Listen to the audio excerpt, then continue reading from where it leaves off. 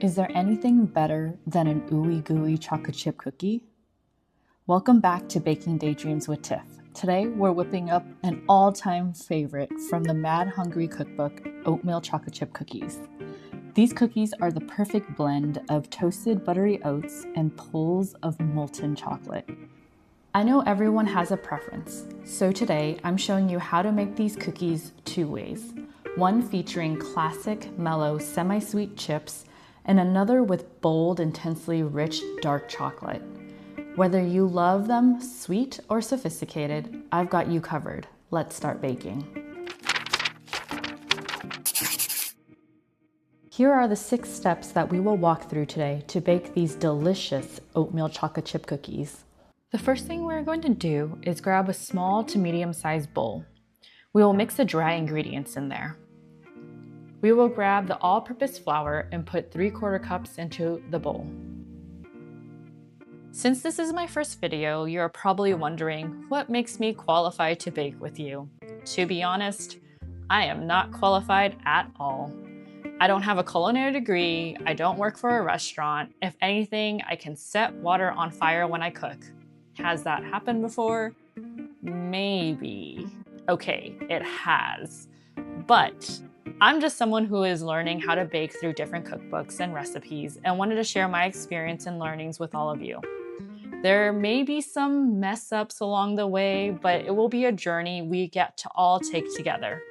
Whether you are a professional baker or just learning how not to set water on fire like me, then follow along because I would love to see where our baking paths take us.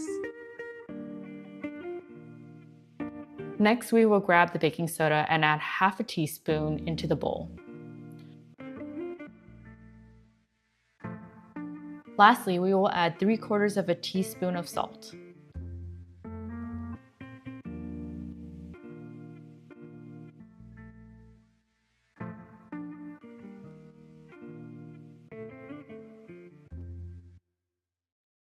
Once all the dry ingredients are added, use a fork or spatula to mix them together. I tend to lean more towards a fork since a spatula usually is made from silicone and flour tends to stick to it. We will set the dry ingredients aside and grab another medium-sized bowl for the wet ingredients. I tend to use a little bit of a bigger bowl from the one I use for the dry ingredients since that's the one we will be mixing in. First, we will grab 8 tablespoons of unsalted butter.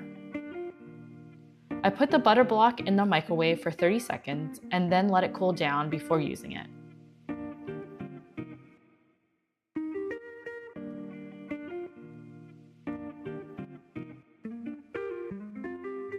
Next, we will grab the sugar and add 6 tablespoons.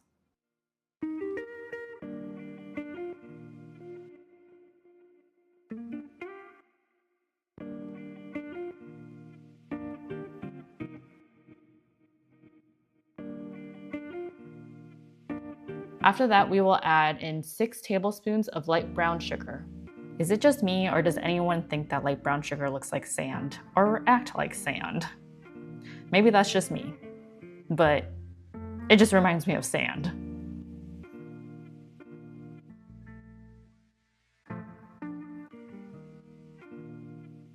Then we will add in 1 egg.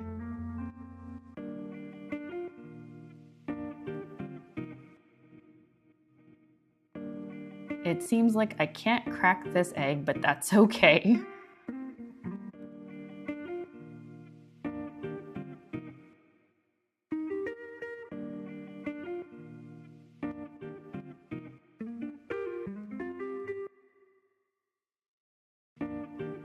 Next, we will add in 1/2 teaspoon of vanilla extract.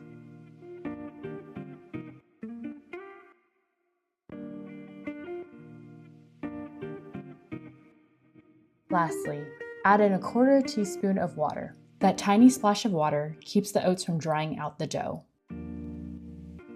Usually I would put this into the stand mixer and have that do its magic, but today I decided to use the hand mixer, which is a long way of saying I don't know how to get the camera angle properly for a stand mixer. So if you know how to, comment down below. Would love to learn from all of you how to get that angle.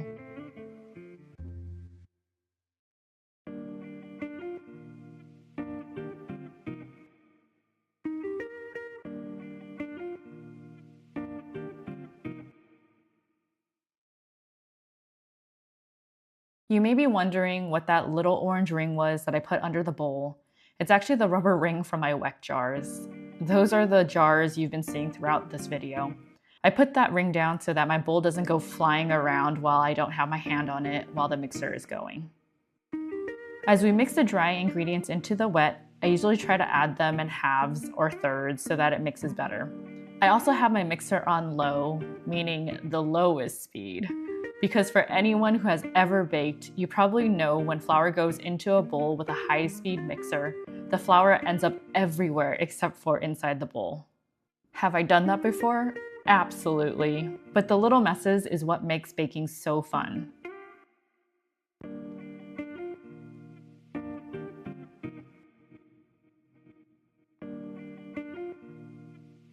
Next, we will add in the rolled oats. When I use the stand mixer, I usually add it straight in, but since I'm using the hand mixer, I decided to fold them in using the spatula. Same concept as the flour, it tends to fly out of the bowl with a hand mixer since it's all just sitting on top of the dough. Now that we have the oatmeal dough for our cookies, I took the dough off camera and split the dough in half so that we can use 2 different chocolates.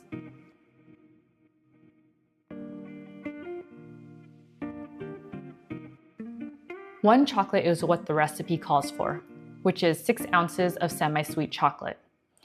I use 3 ounces since I halved the recipe. Also, I'm not sure why I have these little mini semi-sweet chocolate chips, but that's what I had in my pantry. I have to say, they are so cute.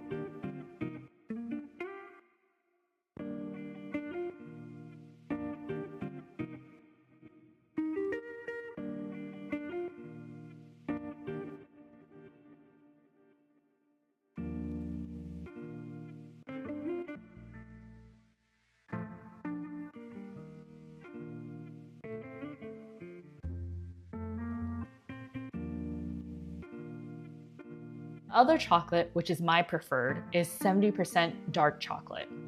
There is no wrong chocolate to use in this recipe. I just prefer a little stronger and bolder of a chocolate taste versus a sweeter taste. Like I said, this is just a preference. Use what makes your taste buds dance. Another secret is using a 50-50 mix of semi-sweet chocolate and caramel sea salt baking chips from Trader Joe's. This again makes for a sweeter cookie, but the caramel brings a different type of richness to the cookie. In the comments down below, let me know what kind of chocolate or chocolate variations you like to use in your cookies. Next, we are going to take our cookie dough and scoop them into little rounds onto a baking pan.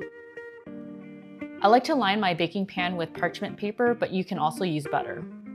The only reason why I use parchment paper is because it makes for an easier cleanup at the end.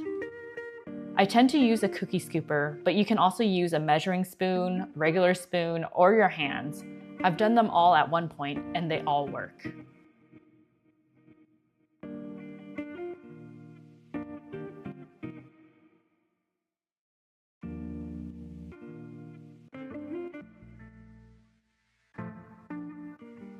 With a little movie magic, also known as 15 minutes of baking for me, we have some tasty looking chocolate chip cookies.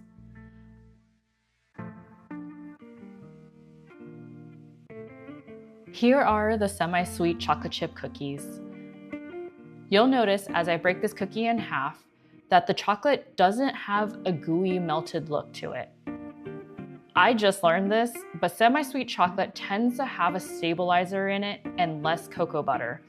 That makes it actually hold its shape, which doesn't give it that melted, gooey look. Moving on to the dark chocolate cookies, bakers tend to add on top some sea salt once they are out of the oven to help with the bitter, rich flavor of the dark chocolate. Again, this is a personal preference. I don't like to mix my salty and sweet flavors too often, so I go without the salt. But you do you, put in the salt, add in that flavor, whatever helps you eat a dark chocolate cookie, love it for you. You'll notice that there are pools of melted chocolate as I break them apart, creating a liquid chocolate right in the center. It has been so fun baking with all of you today. If you like this video, press the thumbs up or comment down below with any recommendations on how you bake your cookies. And don't forget to subscribe to my channel to get notifications for the next video. Thanks, bye!